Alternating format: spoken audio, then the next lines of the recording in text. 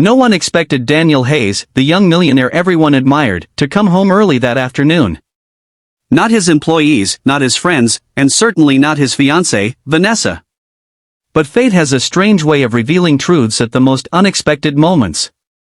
Daniel walked into his home hoping to surprise the two women he loved the most, his elegant bride-to-be and his sweet, aging mother.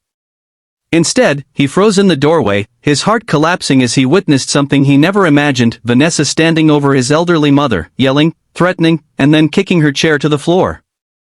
In that moment, Daniel's entire world shattered. His next actions shocked everyone around him, but what he did next became a lesson in kindness, integrity, and true love.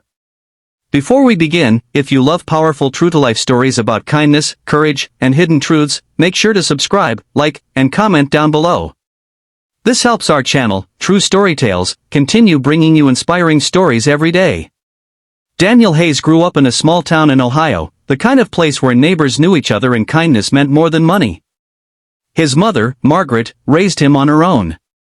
She worked 2 jobs and still found the energy to read him bedtime stories every night, always reminding him, "Kindness is wealth, Danny.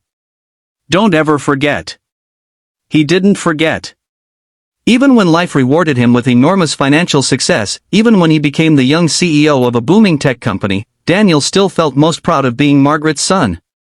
After moving his mother into his new home, a stunning glass-and-stone mansion overlooking Lake Erie, he promised himself that no matter how busy life became, he would protect her and care for her the way she once cared for him. But success has a way of attracting the wrong people.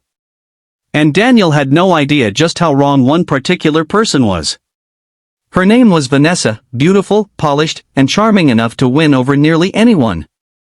They met at a charity gala, and within months, she had slid into his life with ease. She was affectionate, attentive, and spoke endlessly about their future. She showered Daniel with compliments, always saying how lucky she felt to have found him. What Daniel didn't notice, at least not at first, was how Vanessa subtly changed whenever his mother walked into the room. Her smile tightened. Her voice flattened. Her eyes rolled with irritation. She hid it well, but not well enough. Margaret sensed it instantly. One evening, she gently told her son, "Danny, sweetheart, I don't think that woman loves you the way you think she does." Daniel brushed it off.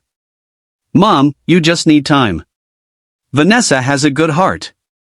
She's just adjusting." Margaret sighed, her fingers trembling as she folded laundry. Good hearts don't hide.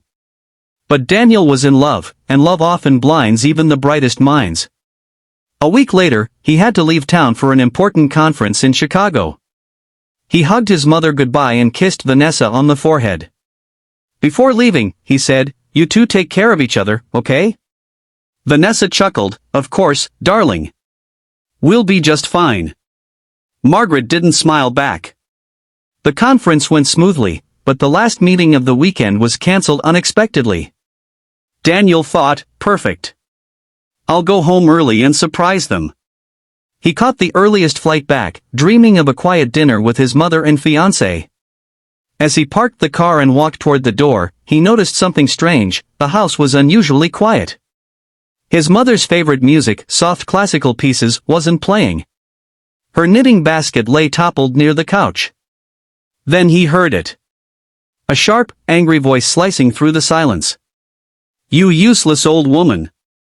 Can't you do anything right?" Daniel's stomach tightened. He stepped carefully toward the kitchen doorway and peeked inside. What he saw made his heart stop. His mother, frail, thin, and trembling, was sitting in her chair, clutching her walker. Her face was pale with fear. Meanwhile, Vanessa stood inches from her, hands on her hips, eyes burning with contempt. Then Vanessa shoved the walker aside and kicked the foot of Margaret's chair, causing it to skid dangerously. "What do you think you're doing?" she snapped. "You're ruining everything. Daniel wants a beautiful house, not a hospice." Margaret flinched, pressing her hand to her chest. And that's when Daniel stepped forward. His voice was low and cold, colder than he ever knew he could sound. "Vanessa." She spun around, her face draining of color. Daniel. You're home early, I was just. Just what?" His voice shook with fury. Kicking my mother? Yelling at her? Calling her a burden? Vanessa stammered. She misunderstood. She's exaggerating. Enough. That single word silenced the room. Daniel approached his mother first, kneeling beside her, checking her hands, her breathing, her face. Mom, are you okay? Did she hurt you? Margaret shook her head, tears rolling down her cheeks. Danny, I'm fine. I'm fine now that you're here. Then he stood up, turning toward Vanessa with a steadiness that made her step back. I trusted you, he said. I believed you cared about me. But anyone who could treat my mother like that doesn't know love at all. Vanessa's voice turned sharp. You're really going to choose her over me? Daniel stared at her in disbelief. Choose? My mother raised me alone. She sacrificed everything so I could have a future. She is the first person I will always choose. Vanessa scoffed, crossing her arms. Fine. But you'll regret this. You need someone like me, someone who understands your world. No, Daniel said. I need someone who understands kindness. Within an hour, Vanessa was gone. Daniel canceled the engagement, removed her privileges, and made it clear she was no longer welcome anywhere near his home or his mother. But that wasn't the end of the story. 4 months afterward, Margaret worried that Daniel might grow resentful or lonely. But what happened instead was something far more beautiful. Daniel dedicated more time to his mother, sitting with her during breakfast, driving her to her doctor appointments, taking her for slow walks by the lake. They laughed together more than they had in years. And through those quiet moments, Daniel realized something powerful. Kindness wasn't just about how you speak to strangers or how you tip your waiter.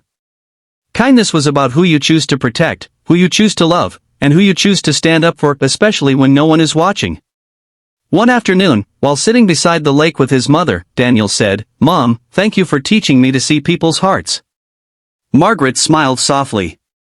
You saw it yourself, Danny. You just needed a reminder. And then something even more unexpected happened. During a volunteering event, a meal distribution for seniors, Daniel met a woman named Lily. She was calm, gentle, and thoughtful. She carried trays of food as if every meal mattered. She listened to people's stories with genuine interest. She didn't even know who Daniel was, she simply treated him like another volunteer, another pair of hands helping out. After weeks of volunteering together, Daniel asked her out for coffee, not because she was glamorous or flashy, but because she was kind, deeply, quietly kind. When Lily eventually met Margaret, she brought homemade soup and sat for hours listening to her stories. Margaret whispered to Daniel later with a grin, Danny, this one has a good heart. This time, Daniel didn't argue. Months passed, and Lily naturally became part of their lives. She wasn't trying to impress anyone, she was simply being herself. And as Daniel grew closer to her, he realized something profound. Kindness wasn't loud. It didn't need to demand attention. It lived in small actions, gentle words, and genuine compassion. One evening, as the sun set over the lake, Margaret watched the two of them laughing on the porch. She felt a peace she hadn't felt in years. She knew her son had finally found someone who valued not just his wealth, but his humanity. Daniel's story teaches us something powerful. True love begins where kindness lives. Success, beauty, and charm can fool the eyes, but real character always reveals itself. By standing up for what was right, Daniel protected the most important person in his life and opened the door to something better, something real. And that is the heart of this story. Kindness has a way of leading us exactly where we're meant to be. So today, let this story be a reminder for all of us. Choose kindness. Defend kindness. And never, ever underestimate the power of a good heart.